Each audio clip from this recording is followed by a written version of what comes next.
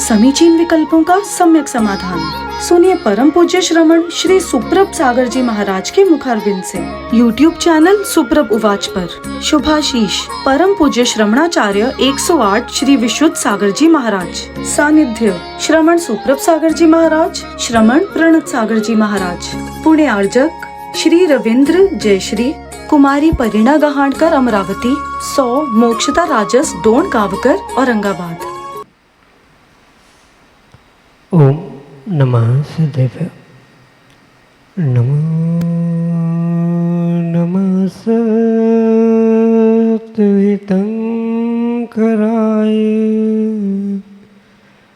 वीराय भव्याम्बुजभास्कराय अनंतलोकाय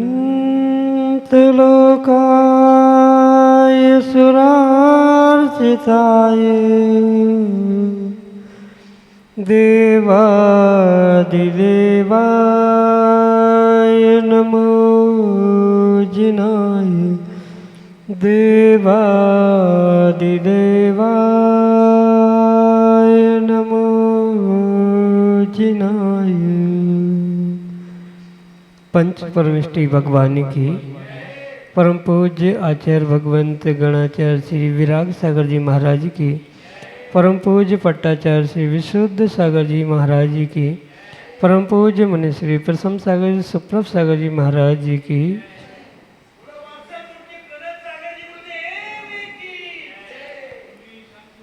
समीचीन विकल्पों का सम्यक समाधान। सम्यक ज्ञान की वह अलौकिक विधा जो हमारे जीवन को सम्यक ज्ञान रूपी प्रकाश प्रदान करते हुए हमारे कल्याण का पथ प्रशस्त कराने वाले हैं, क्योंकि सम्यक ज्ञान ही आत्म कल्याण के लिए कार्यकारी उपाय है। परम पूज्य आचार्य भगवंत गुरुवर विशुद्ध सागर जी महाराज के मंगल सुभाषित से परम पूज्य मुनि श्री सुप्रभ सागर जी महाराज द्वारा प्रदत्त आत्म कल्याण की अनूठी विधा समीचीन विकल्पों का सम्यक समाधान। आप भी पुरुषार्थ करें और अपने मन के विकल्प को समीचीनता के साथ परम पूज्य मुनि श्री तक प्रेषित करते हुए उसका सम्यक समाधान प्राप्त करने का पुरुषार्थ करें। प्रारंभ करते हैं आज का सम्यक समाधान।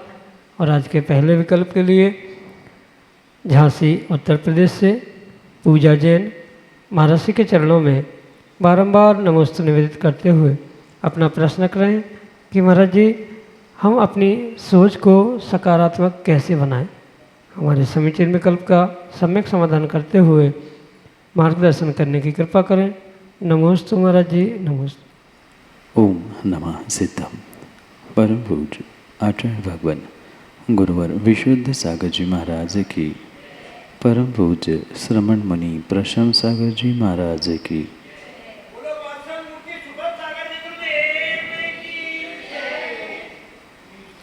जीवन में सकारात्मक सोच लाने के लिए किसी चश्मे के दुकान से नया चश्मा खरीदने, चश्मा लगाने से या कहीं मेडिकल में जाकर टैबलेट्स लेने से व्यक्ति की सोच सकारात्मक नहीं हो सकती।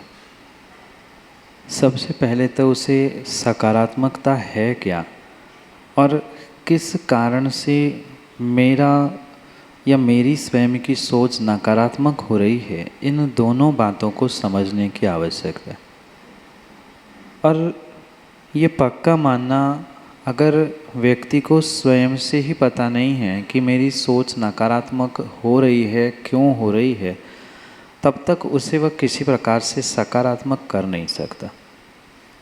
और मात्र कहने से या बाहर के किसी साधनों से कोई भी इंसान अपनी सोच बदल नहीं सकता।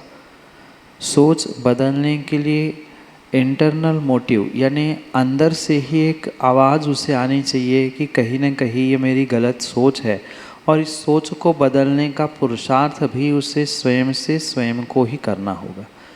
उसके लिए अनेक कारण हो सकते हैं। जैसा एक सर्वश्रेष्ठ कारण कहा जा सकता है कि जिनकी सोच सकारात्मक है, जो पॉजिटिव एनर्जी से भरे हुए हैं, ऐसे इंसानों के, ऐसे व्यक्तियों के पास ऐसे निमित्तों के साथ पुनः पुनः पहुंचने का प्रयास करें। क्योंकि ये पुनः ध्यान रखें, ये सकारात्मक सोच पॉजिटिविटी किसी बाहर के दवाई वस्तु व्यक्ति के देने से नहीं, अपितु आप अगर सही मायने में रिसीवर बनो, मतलब आप सही मायने में उसे कैच करने का, ग्रहण करने का निर्णय करो, तो ही किसी की सकारात्मक सोच, सकारात्मक एनर्जी, पॉजिटिव एनर्जी किसी के लिए कार्यकारी हो सकती है। इसलिए सबसे पहला कारण, अगर अपनी सोच को पॉजिटिव करना है तो जो जीवन में सकारात्मक दृष्टि को लेकर जी रहे हैं, जो पॉजिटिव एनर्जी के साथ है, ऐसे विशेष पुरुषों के साथ, ऐसे विशेष इंसानों के साथ रहने से ही कुछ हद तक आपकी सोच पॉजिटिव हो सकती है। पर ये भी ध्यान रखें, वो आपकी सोच पॉजिटिव करने वाले नहीं, करना आपको ही है, सोचना आपको ही है, पर उनके पास पहुंचने से कुछ प्रभाव आपकी सोच, आपकी विचारधाराओं पर पड़ सकता है। इसके अलावा मात्र मनुष्य ही नहीं, ऐसी बहुत सारे बुकलेट्स है, मात्र ग्रंथ ही नहीं कह रहा हूँ मैं, तो आगम ग्रंथ तो कोई भी उठा के खोल के पढ़ लेना, वहाँ तो सकारात्मकता मिल ही जाएगी। पर आजकल धर्म और आगम के नाम से व्यक्तियों को चिढ़ छूटती है, दूर भागने का प्रयास करते हैं। तो आज जैसे करके यूथ के लिए यही एक कार्य हो सकता है कि वो कुछ ऐसी पॉजिटिव एनर्जी से भरी हुई motivational story book, motivational books जो देश में बहुत सारी हर गली मोहल्ले में मिलती है, उनको कुछ ना कुछ पढ़ते हुए, रीड करते हुए उसे क्रियान्वित करने का प्रयास करना होगा। पढ़ना भी होगा, उन सकारात्मक व्यक्तियों के पास पहुंचना भी होगा, पर ये कितने ही निमित्त उपलब्ध करना, आपको अपने आप से ये सोचना है कि मुझे उनके जैसा बनना है। उन्होंने कैसे अपने जीवन में उस सकारात्मकता को प्राप्त करते हुए सफलता प्राप्त की है, कैसे कामयाबी हासिल की है, ये उनकी बायोग्राफी आदि पढ़ने से ही संभव हो सकता है। तो प्रयास सबसे पहले उन निमित्तों का प्राप्त करने का करें जिनकी स्वयं की ऊर्जा पॉजिटिव है, और उनकी पॉजिटिव एनर्जी से, सकारात्मकता से अपने सोच को सकारात्मक करने पे मुझे क्या रिजल्ट्स मिलने वाले हैं, ये सोच समझकर उनकी सोच को अपनाने का प्रयास करें। क्योंकि अच्छी बातें अपनाने में किसी प्रकार से कोई हर्ज नहीं होता। उनकी उस अच्छी बातों को हम जीवन में अपनाएं और अपने आप को भी अच्छा और सकारात्मक बनाने का प्रयास करें। यही आपके लिए सम्यक समझ। नागपुर महाराष्ट्र से सुनील पाटनी महाराज श्री के चरणों में बारंबार नमोस्तु निवेदित करते हुए अपना समीचीन प्रश्न कर रहे हैं कि महाराज जी, अभिषेक करते समय जितनी अधिक प्रतिमाएं भगवान की पांडुक शिला पर विराजमान करेंगे उतना अधिक पुण्य मिलेगा क्या?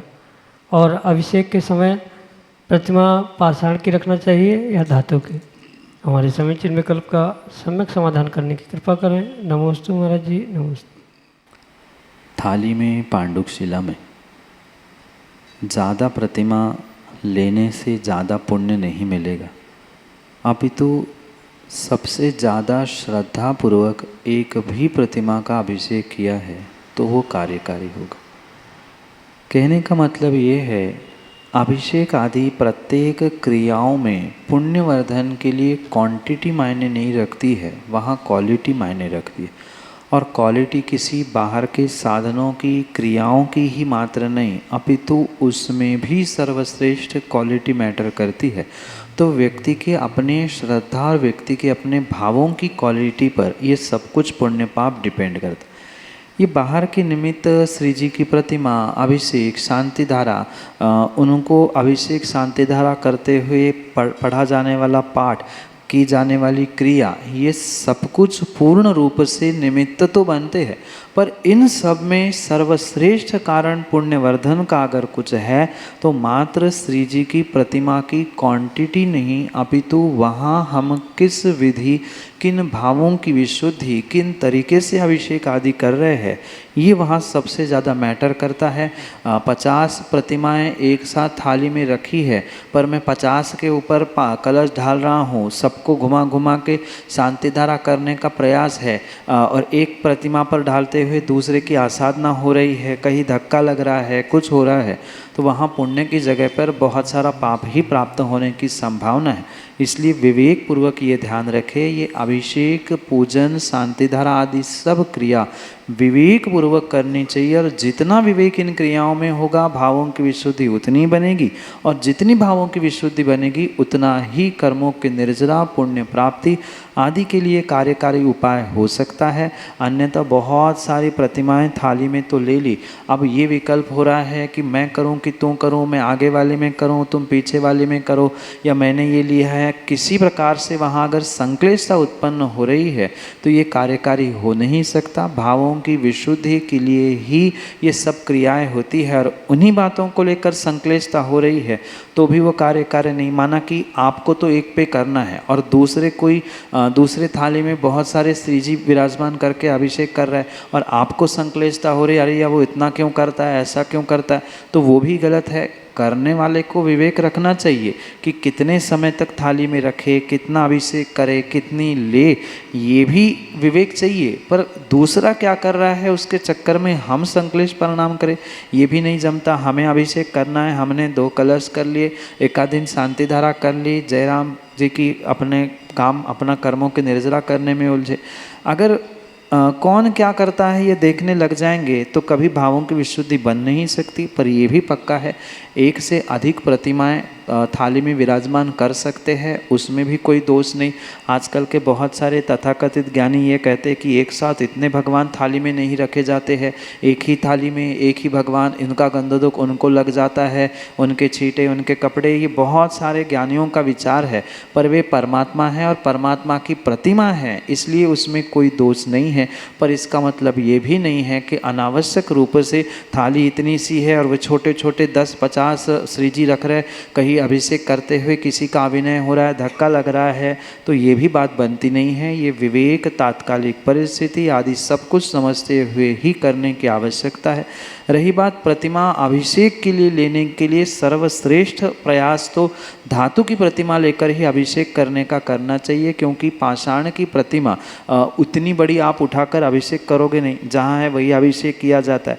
और धातु की प्रतिमा रखते समय किसी प्रकार से कुछ उसकी हानि, क्षति हो गई तो उसका बहुत बड़ा दोष वहाँ हो सकता है। आजकल बहुत छोटी छोटी भी जो धातु की प्रतिमाएं हैं वह बहुत पुराने समय से पूजनीय अभिषेक करने के कार्य से कुछ घिसी गई है, तो पुनः उसका लेना, उसका उतना जो मुख्य अभिषेक को लेने वाली प्रतिमाओं में आवश्यकता मजबूती की होती है, वैसी मजबूती उन पाषाण की प्रतिमाओं में होने की संभावना कम है। और लगभग मार्बल आदि की ही प्रतिमाएं छोटे आकार में होती है। देशी पाषाण भले ही मजबूत हो, पर देशी पाषाण की प्रतिमाएं बड़े साइज में, बड़े आकार की होती है, जो थाली में नहीं ली जाती। तो कायदा तो यही है कि जो विवेक पूर्वक हमें भावों की विशुद्धि, कर्मों की निर्जरा के लिए साधन बने, उतने ही श्रीजी और वैसे ही श्रीजी ले। कोई समझदार व्यक्ति धातु की प्रतिमा ले रहा है, जहाँ मंदिर में पाषाण की प्रतिमा ले रहा है, मंदिर में धातु की प्रतिमा ही नहीं है, तो उसे कोई पाप नहीं लग रहा है। पर वहाँ संभावना कुछ प्रतिमाओं को क्षति प्राप्त होने की है, कुछ नुकसान होने की है, जो कर्म बंध के लिए साधन बन सकती है। धक्का लगने पर, धातु की प्रतिमा गिरने पर भी टूटने की संभावना नहीं होती, पर वही पाषाण की थोड़ा सा भी क्रैक आ गया, कुछ भी कम ज़्यादा हो गया, तो वह बहुत आपको भविष्य के लिए खतरनाक हो सकता है, बहुत कर्म बंध उस कारण से हो सकता है। ये विवेक पूर्वक ध्यान रखते हुए क्रियाओं को भावों की विशुद्धि के साथ कर्म निर्जरा के लिए करने का प्रयास करें, यही आपके लिए सम्यक समाधान। स्वर्णिम देवल से, नागपुर महाराष्ट्र से अगले समीचीन विकल्प। नमस्ते महाराज जी, मेरा प्रश्न यह है कि जो चीज़ें हम अपने डेली लाइफ में यूज़ करते हैं, उन चीज़ों में कोई ऐसी तो चीज़ नहीं है जिससे प्राणी महत्व को नुकसान हो। नमस्ते महाराज। बेटा, डेली नीड्स में यूज़ में आने वाली बहुत सारी ऐसी वस्तुएं हैं जहाँ उस वस्तुओं के उपयोग के कारण से जीवों की विराधना, घात, हिंसा आदि होने की संभावना। अगर किसी प्रकार से आप कोई चमड़े के वस्तु का प्रयोग कर रहे हैं तो वहाँ पूर्ण रूप से जीवों की हिंसा हो रही है, क्योंकि चमड़ा निकाला, ये हिंसा हुई। उसके अलावा भी उसका प्रयोग जब जब होता है वहाँ वहाँ थोड़ा सा पानी या पसीना लगता है तो जीव उत्पन्न होते। दूसरी बात, भोजन करने की जो सामग्री है, बहुत सारे बच्चे युवा आजकल बाहर मोमोज बाकी की बाज़ार की सामग्री फास्ट फूड खाते हैं, तो वहाँ वो तो पूर्ण रूप से जीवों का पिंड ही है। आलू प्याज अभक्ष्य है, उसमें भी अनंत जीवों की संभावना है, अनंत जीव होते हैं। तो वो तो खाने की वस्तुएं तो अपने स्थान पर है, पर यूज़ में लाने वाली भी बहुत सारी ऐसी वस्तुएं हैं जो आपको भविष्य के लिए हिंसा के निमित्त से पाप देने वाली हो सकती है। जैसे वैलेट है, शूज़ है जो लेदर के हैं, आजकल खुलेआम लेदर बहुत ब्रांडेड के रूप में या दिखावे के रूप में खरीदा जाता है, पहना जाता है। मात्र लेदर ही नहीं, और भी ऐसे बहुत सारे का साधन है। जैसे मोबाइल का भी आवश्यकता से अधिक प्रयोग किया जा रहा है, लाइट है, बहुत सारे ऐसे साधन हैं। विवेक के अभाव में इनका प्रयोग आपको हिंसा ही कराने के लिए निमित्त हो सकता है। उनका जितनी आवश्यकता है, जितनी नेसेसिटी है, उतना प्रयोग करते हुए, लग्जरियस नीड्स छोड़ते हुए अगर कार्य किया जाए तो आप बहुत सारे पाप से, बहुत सारे गलतियों से बच सकते हैं। ये तो आप क्या क्या प्रयोग करते हैं ये आप समझे, मम्मी पापा से पूछे या उन प्रयोग करने वाले वस्तुओं को गुरुजनों से शेयर करते हुए व्यक्तिगत रूप से पूछे कि ये वस्तुओं में तो कुछ दोष नहीं है, तो उसका सॉल्यूशन व्यक्तिगत रूप से यानी पर्सनल रूप से मिल सकता है। यही आपके लिए सम्यक समझ। प्रतिष्ठाचार्य पंडित अखिलेश शास्त्री, रामगढ़, उत्तर प्रदेश से अगले समीचीन विकल्प। नमोस्तु भगवान, नमोस्तु भगवान। प्रातःकाल में आराधना सार की कक्षा श्रवण की, उसमें कसाय के विषय में बहुत सुंदर जानकारी दी गई थी। उससे रिलेटिव एक प्रश्न हमारे मन में है कि सत्य महाव्रत, उत्तम सत्य, सत्य अनुव्रत, इन तीनों में जब सत्य का निरूपण होता है तो आचार्य कहते हैं कि कटुक वचन, भंड वचन, वैरोत्पादक वचन, इन वचनों को असत्य की कैटेगरी में रखा। और यदि हितमित प्रिय जो वचन हैं वह नहीं बोल करके अनाप शकुनाप प्रलापन करें तो क्या उनके सत्य, उत्तम सत्य, सत्य महाव्रत, सत्य अनुव्रत रहेगा? कृपया समाधान करने की कृपा करें। नमोस्तु भगवान। पंडित जी, ये बात आपको पूछने की मेरे हिसाब से आवश्यकता नहीं है, क्योंकि इतना ज्ञान आज एक सामान्य व्यक्ति को भी है कि जिनके जो नियम हैं, जिनका जो जैसा नियमों का, व्रतों का स्वरूप कहा है, अगर उससे विपरीत कोई भी कार्य अणुव्रती, महाव्रती या सामान्य श्रावक भी करता है तो उनके लिए दोष लगता है। फिर जब ये बात जग जाहिर है, जग प्रसिद्ध है, तो इस बात को हमें किसी प्रकार से ओहापोह करने की आवश्यकता नहीं है। ये पक्का मानना, जैसे आराधना सार में भी नहीं, अन्य भी ग्रंथों में आचार्य भगवंतों ने कहा है कि जहाँ व्यक्ति अपनी कसायों को निकलने के लिए अपनी भाषा वर्गणाओं का प्रयोग करता है, अपने वक्तव्य का प्रयोग करता है, उतना ही नहीं, अगर वक्तव्य भी नहीं दे रहा है पर मन में भी कसाय की तीव्रता है तो भी कहीं न कहीं वह असंयमी ही होता है। ये आज भी आराधना सार में है और अन्य ग्रंथों के संदर्भ से आपने समझा। इसलिए कौन क्या कर रहा है, किनके व्रत कैसे निभ रहे हैं, ये सोचने की जगह अगर व्यक्ति ये सोच ले कि अगर हमें ऐसा मौका मिले तो मैं ऐसा ना करूं, मेरे द्वारा कभी धर्म की अप्रभावना ना हो, ये निर्णय करके जिएगा तो कुछ कार्य हो सकता है। अन्यथा एक ने गलती की और उसकी गलती सुधारने के लिए पुनः दूसरा व्यक्ति गलती कर रहा है, उस पर आरोप प्रत्यारोप कर रहा है, उंगली उठ रही है, तो ये किसी प्रकार से धर्मात्मा का लक्षण हो नहीं सकता है। सम्यक दृष्टि की तो पहचान यही होनी चाहिए कि स्थितिकरण, वात्सल्य आदि देते हुए उनको पुनः उपस्थापित करने का प्रयास किया जाए। ये स्पष्ट समझना जो गलत कर रहा है वो गलत कर रहा है, और कहीं न कहीं कभी न कभी उससे उस बात का एहसास भी हो रहा है कि मैं योग्य भाषण नहीं दे रहा हूँ, ये मेरे भेष, मेरी ये पर्याय, मेरी अवस्था विशेष को शोभा नहीं देता। पर ना समझने के कारण या उस तीव्र कसाय के कारण वह असंयमी होते हुए तत्क्षण तत्समय वैसा पुरुषार्थ करता है। ये पुनः मैं कह रहा हूँ, उनका वह कार्य किसी भी प्रकार से उचित नहीं है। मैं किसी भी ऐसे कार्य करने वाले व्यक्ति की व्रति, महाव्रति, अणुव्रति, श्रावक या साधक की पक्ष लेकर बात नहीं कर रहा हूँ, पर उनकी गलती उनके जगह पर होने पर भी हमें भी वो गलती नहीं करनी है। अन्यथा मैं वही कहूँ हाँ वो भी ऐसे है, उनको तो समझ में आना चाहिए, या आक्षेपणी विक्षेपणी कथाओं के माध्यम से टीका टिप्पणी की जाएगी, तो फिर उनमें और आप में हम में कोई अंतर नहीं बचेगा। जिसने गलती की है उसकी गलती का एहसास करा के दे देना, उसको अपनी गलती सुधारने का मौका दे देना, ये तो बहुत अच्छी बात है। पर गलती करने वाला भी समझ रहा है। अगर गलती करने वाला नहीं समझा होता तो शायद वो प्रतिदिन ही वैसा वार्तालाप करता, पर कभी कभी कर रहा है। इसका मतलब ही यही है कि वो भी जान रहा है कि मैं गलत बोलता था, गलत बोल रहा हूँ, और नहीं जान रहा है तो भाई उसका काम वो जाने, और उसके कर्म, उसका पुण्य, उसका व्रत, वह सब कुछ वो जाने।